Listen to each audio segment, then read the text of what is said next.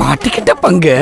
சங்க காலத்துல எங்களுடைய கருத்து என்னன்னா, யானை மீது ஏறி போர் செய்த ஒரு கடவுளாக, ஒரு ஒரு வீரனாக, ஒரு அரசனாக, அரசங்களோடு ஊமைப்படுத்தக்கூடிய இடத்துல இருக்கக்கூடிய முருகன் வருது. இது ஒண்ணு.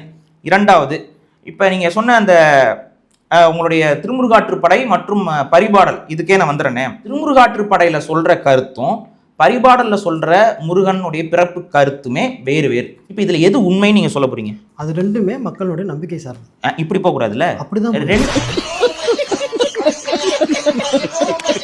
ரெண்டும் வேற வேற கருத்துங்கும் பொழுது, வேற வேற ஆரிஜின் ஸ்டோரிங்கும் பொழுது, இதுல எது ஒரிஜினல் ஆரிஜின் ஸ்டோரி? என்னென்ன ஸ்டோரி சொல்றாங்க சொல்லுங்க.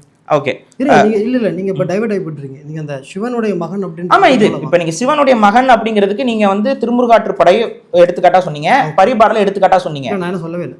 இல்ல சொல்லிருந்தீங்க அந்த இதுல. ஃபிளாஷ்பேக். அரவு நதி சூடிய பரமர் தந்த குமரன் அப்படின்னு தான் குறிப்பிடுறாங்க. சிவன் தந்த முருகன் அப்படின்னு தான் குறிப்பிடுறாங்க. உமையவளுடைய மைந்தன் அப்படின்னு குறிப்பிடுறாங்க. ஈராறு செவி, ஆறு முகம், பன்னிரு தோல், இதுதான் முருகன் குறிப்பிடுறாங்க. மயில் வாகனன்னு குறிப்பிடுறாங்க.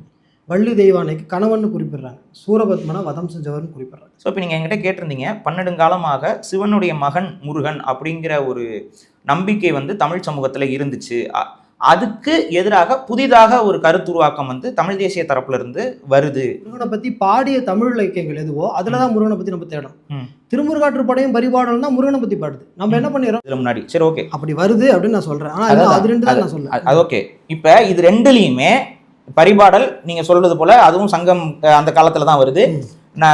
திருமுருகாற்றுப்படையும் சங்க காலத்துல தான் வருது. இந்த ரெண்டு காலகட்டத்திலையுமே முருகனுக்காக சொல்லப்பட்ட இந்த செய்திகள் ரெண்டும் வேற வேறையா இருக்கு.